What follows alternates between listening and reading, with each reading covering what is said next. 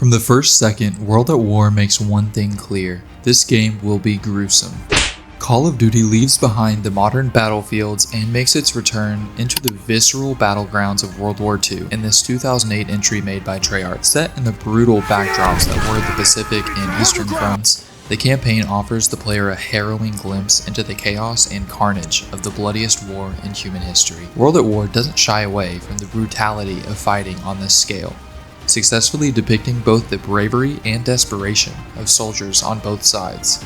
The story is a split perspective. You play as both US Marine Private Miller and Soviet Private Dmitry Petrenko, offering multiple viewpoints into the eyes of a soldier in this massive conflict. World at War's plot takes you through the early days of World War II, all the way to the end times, but it uses its gameplay and characters to tell a much deeper and connected story of humanity. On one side, you have the Americans, who are on enemy soil, or mud I should say. It's clear that the Americans' morale is low from the very start, and a lot of that has to do with the boggy, hot, and unfair fighting circumstances they find themselves in. Japanese soldiers surround them day and night. They climb to hide in trees, dig tunnels, shroud themselves in thick jungle, and relentlessly charge with no regard for their own lives. With each victory the Americans achieve, there's a new objective that must be captured, new mortar holes to be destroyed, and more bunkers to be burned.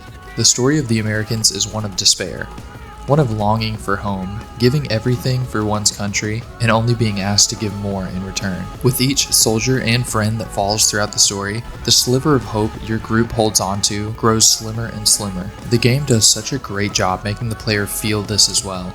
With each American mission, it really does leave you wondering just how many bunkers and tunnels do they have? How many ambushes can these people conjure up? A game that can make you feel something so strongly is always a win in my book, and that's only half the story.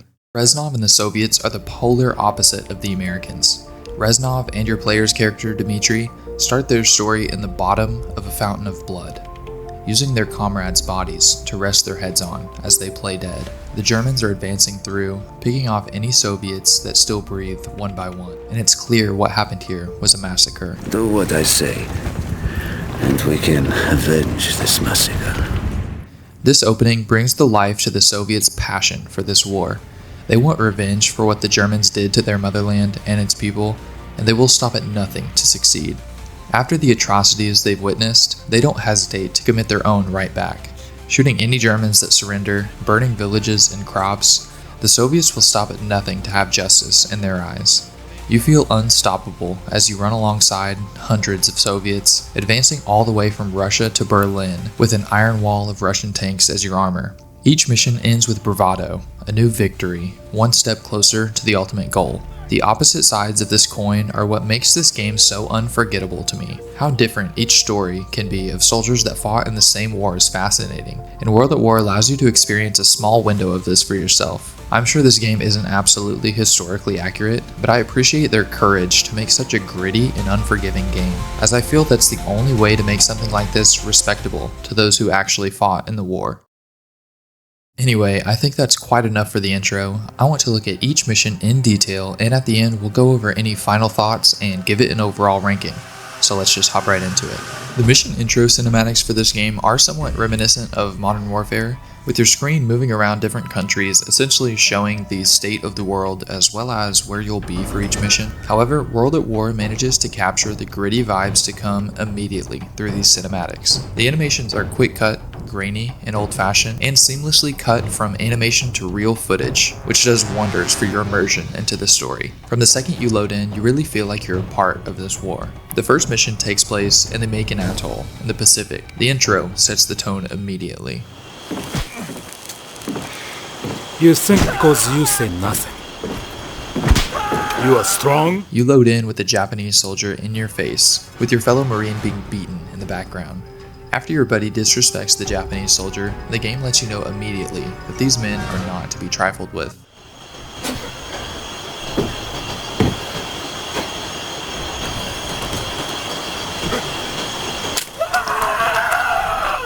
Just in time, a group of Marines come to save you, including Roebuck and Sullivan, who will play a major role in the story to come. You're immediately thrust into the action with no tutorial-like mission, which I think is another great testament to this game's storytelling. As we hear later on, these men aren't lifelong Marines that have been highly trained for years and years. They're young and have been thrown into these horrifying battlefields with little idea of what to expect. Having no tutorial really adds to the immersion, as while you're trying to figure out the game for the first time, you have Japanese soldiers already shooting at you.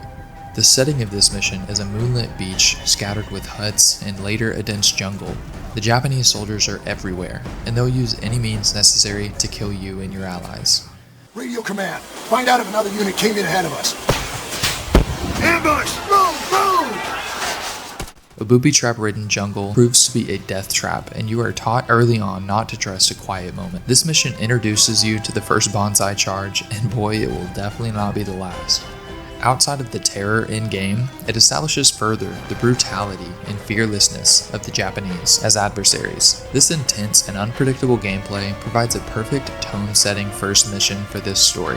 It fully encapsulates the ups and downs of warfare and has you feeling hopeless, inspired, horrified, brave, and relieved. It sets the stage for Pacific warfare flawlessly, and it is without a doubt a memorable and impactful start to one of the most critically acclaimed entries in the Call of Duty franchise.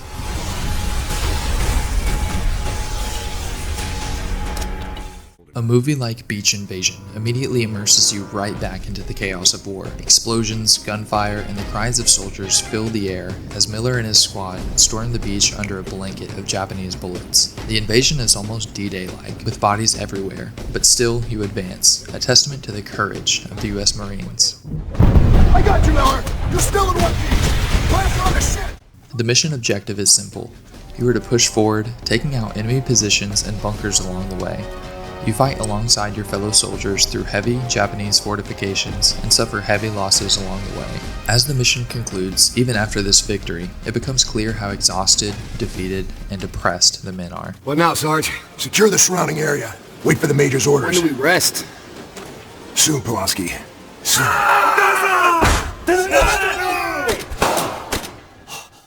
To top off the swell of emotions, a Japanese soldier bursts through the door in a bonsai charge, successfully getting to Sullivan. This scene shows just how unforgiving the war is. Even through victory, the soldiers are too tired to celebrate and just want to go home. And as soon as you feel that relief of having finished the mission, you lose another great soldier. The mission overall was intense and entertaining, and personified these Marines into more than just killing machines. They are tired and want to go home to their families just like any normal person would. Finally, the in-between cinematic that follows Sullivan's death is so well done. The coffins of American soldiers becoming stars on the flag is some great symbolism for how the US soldiers fight for freedom. Once again, you're back with the Marines who can't seem to catch a break. Your team is trudging through water in the middle of a swamp so you can flank the enemy unnoticed. However, it seems like the Japanese are always one step ahead. Shit! We're dead!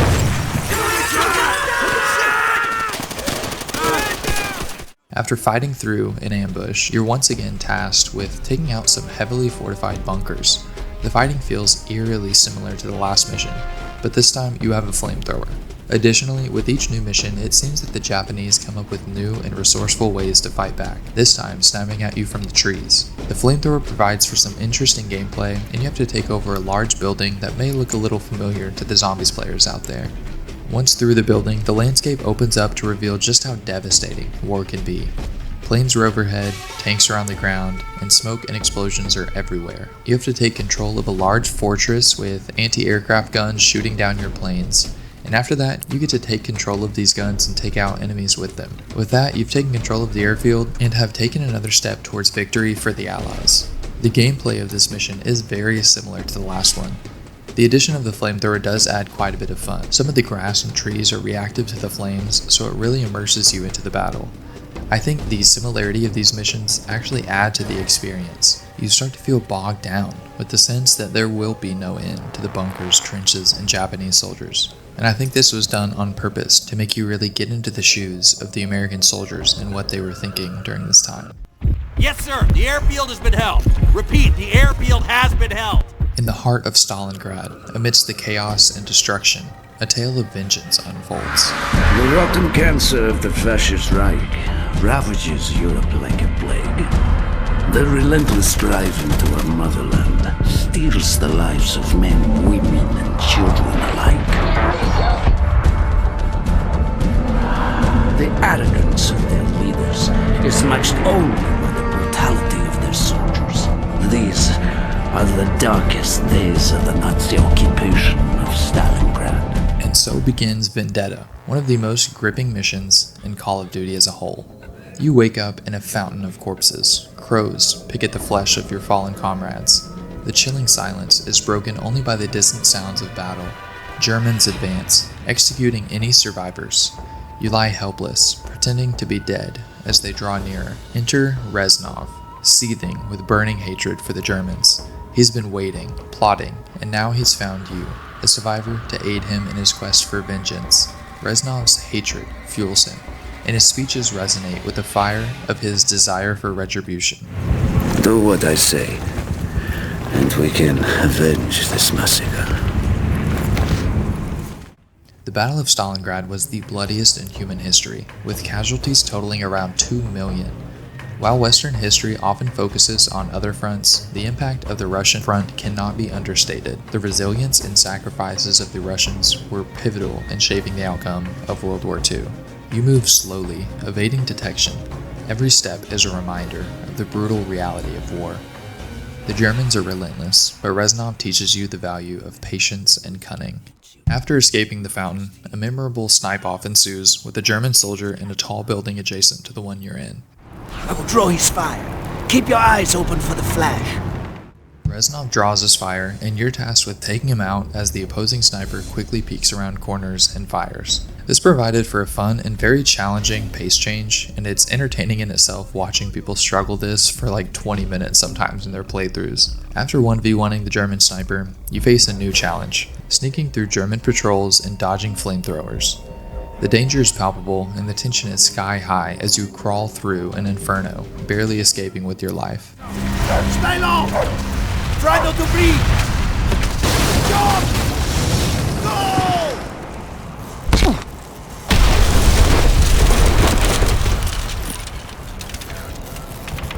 Sowjetische Truppen!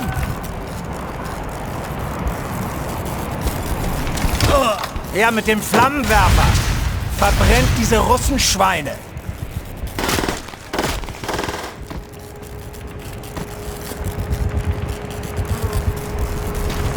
Dimitri, we thought you were among the dead in the massacre at the square. He was. Among them, but not one of them. Reaching a vantage point, you provide sniper overwatch for your comrades.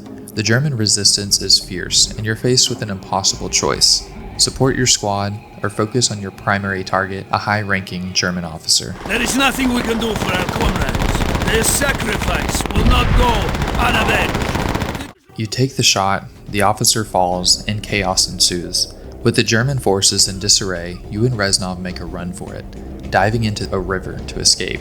The mission culminates in a heart-pounding chase, leaving you breathless and exhilarated. This mission is a masterpiece of characterization, set against a beautiful yet terrifying scene in war-torn Stalingrad, and provides gameplay that keeps you on edge the whole time. I think its strongest aspect is the development of Reznov and his blinding hate for Germany. For days, I have crept through shadows like a rat. This place once echoed with conversations of friends and lovers. No longer. Mark my words, comrade.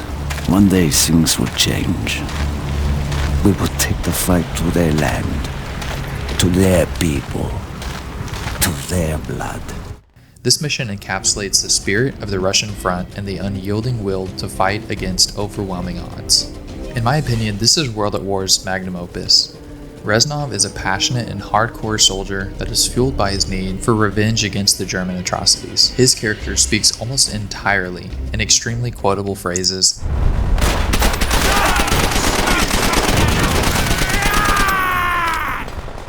and provides even more entertainment on top of the intense gameplay. I have to say, upon replaying this mission, I think it's definitely up there with All Gillied Up. The gameplay is similar and the settings are both great, but Price and McMillan aren't as developed as Reznov ends up being after this mission. Additionally, with the choice of helping your comrades or sacrificing them while focusing on the mission, it serves as better characterization for your own player, Dmitri, as well. Vendetta is the perfect title for this mission, as it's now Reznov's life mission to see to it that every German dies a brutal death for what they've done to the motherland.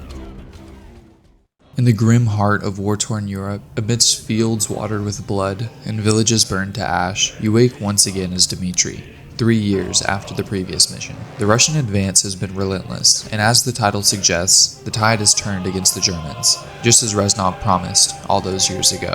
This mission could be used as a definition for vengeance. You and Reznov lead an assault on the defeated German forces, many of whom have already given up and have turned to run away, but that doesn't matter to those that survived through the Battle of Stalingrad. And turn off!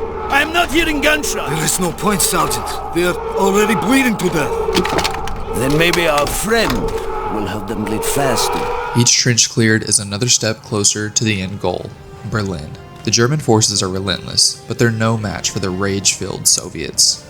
You continue the advance, turning the Germans' own weapons against them, and I just want to quickly shout out what is quite possibly the funniest interaction I've ever seen in a Call of Duty campaign. Dmitri! Ride on one of the tanks! You have earned the rest! Chernoff! You have not!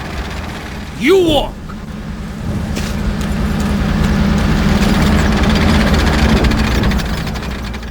The rest is much needed, as a final massive assault is necessary to claim this vital land. Reznov delivers a powerful speech as a battalion of tanks roll in to support your advance even deeper into the heart of Germany. This mission is a visceral journey, yet again showing the brutality of war and the unbreakable spirit of those who fight to reclaim their home.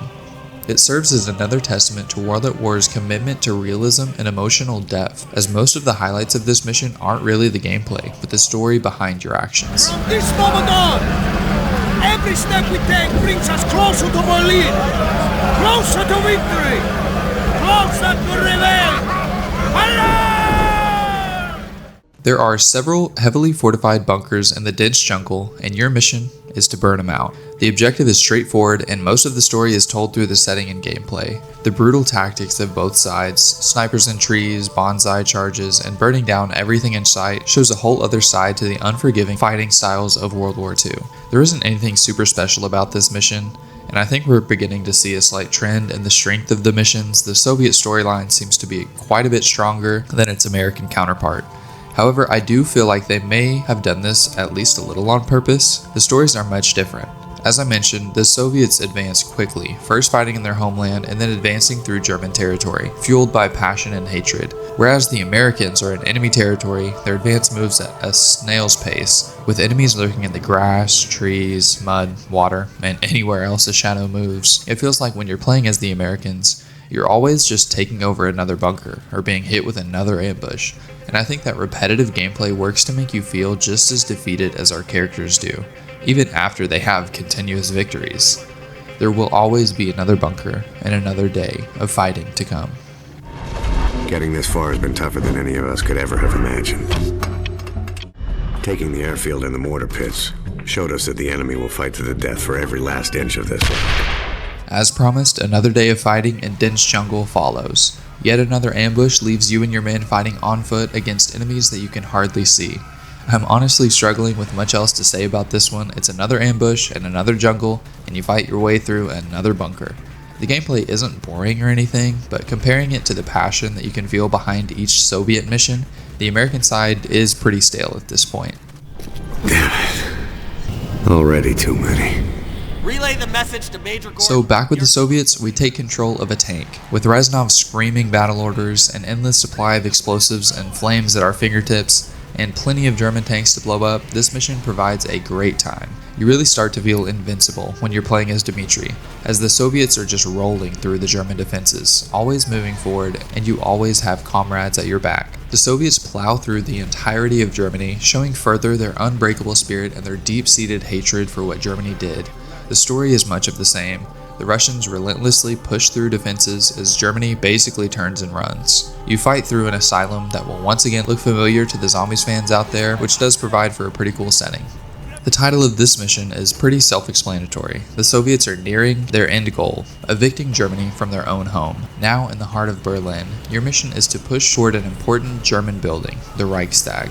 More questionable war crimes take place as Reznov ensures the destruction of all German soldiers no matter the circumstance, even if it means burning them alive after they've put down their weapons. The color palette of Berlin tells its own story. It's one of defeat and despair.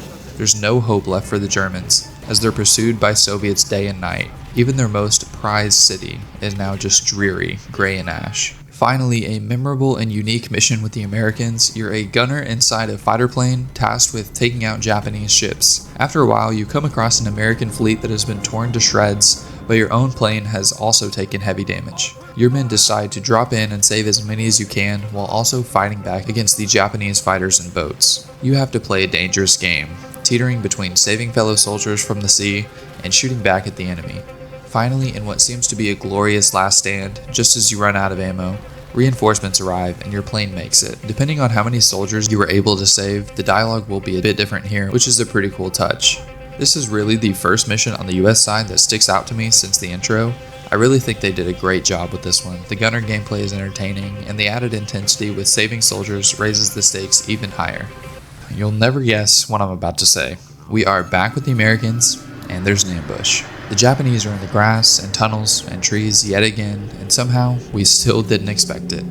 Anyway, the setting is very cool with these flowers littering the ground, and with your flamethrower, a lot of the trees and grass patches are reactive, so you can burn them away to make the enemy easier to see. The mission to follow is once again taking out some bunkers, and even if it is a story driver, it is just too much at this point. The gameplay has gotten very repetitive, and you really do start to feel like the soldiers at the end of this mission.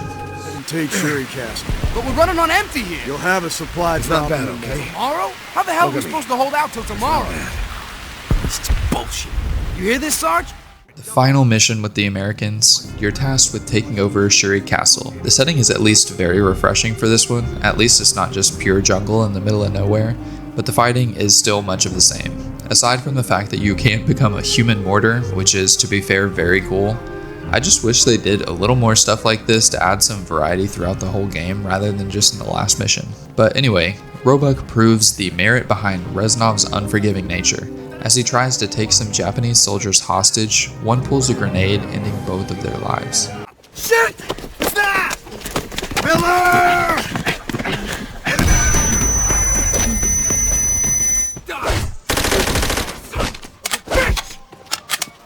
Stay down! Roebuck! Miller! They killed the Sarge! What follows is an epic last stand where you have to call in airstrikes on different parts of the castle.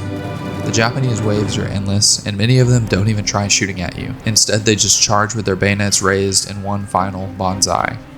After you survive the onslaught, your group can finally take a breath, as they really have done it this time. We made it. We did it. It's over.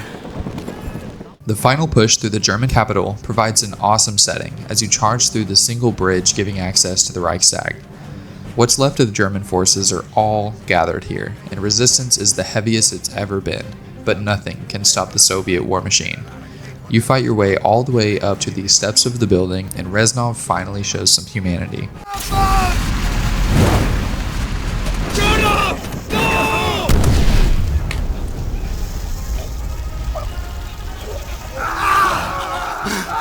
Dmitri! Someone should lead us. But the fight must go on. What a beautifully done final mission, set against the backdrop of the magnificent Reichstag, which still maintains its elegance through the bombardments and blood splatters. You fight your way through the final stand of the Germans, with the roof being your final goal. The massive rooms of theater, gathering spaces, and more give such a feeling of grandiose. I really don't think they could have chosen a better end for this game. At the top, you make your way to slice down the German flag to signify the ultimate victory for the Soviets, and the rest is history. Clear a path for the flag! Claim our victory!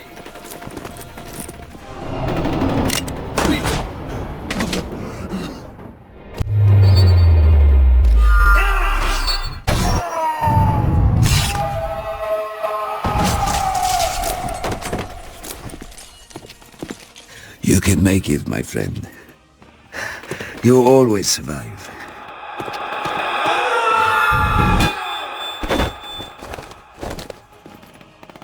The honor should be yours.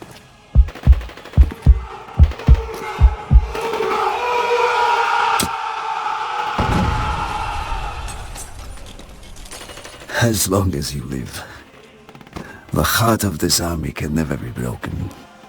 Things will change, my friend.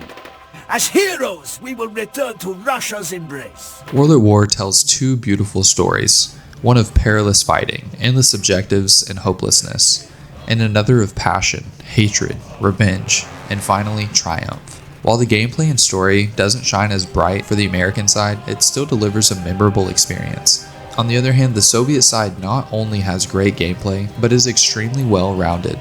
The voice actors are incredible, the settings of each mission tell their own story, and lead you through several unforgettable moments. Clearly, we're still in the golden era of Call of Duty, and Treyarch didn't back down from the behemoth of a game in Modern Warfare that came before this one. This is the grittiest Call of Duty has been in a long time. The development team didn't shy away from a story that peeked behind the curtain into some of the atrocities that occurred during World War II. The game is very different than Modern Warfare, and to say that this game met the standard that Modern Warfare set is a massive statement that I fully believe to be true. Modern Warfare set the stage for Call of Duty to be a massive franchise in the gaming world, and World at War followed it up beautifully, not only delivering a successful campaign and multiplayer, but also with a little third mode called Zombies. Anyway, just on campaign alone, although the story was told amazingly well, and there were many unforgettable moments, I'm not sure I'd put it all the way up there with Modern Warfare. With that said, I'm giving World at War an 8.9 out of 10, A tier.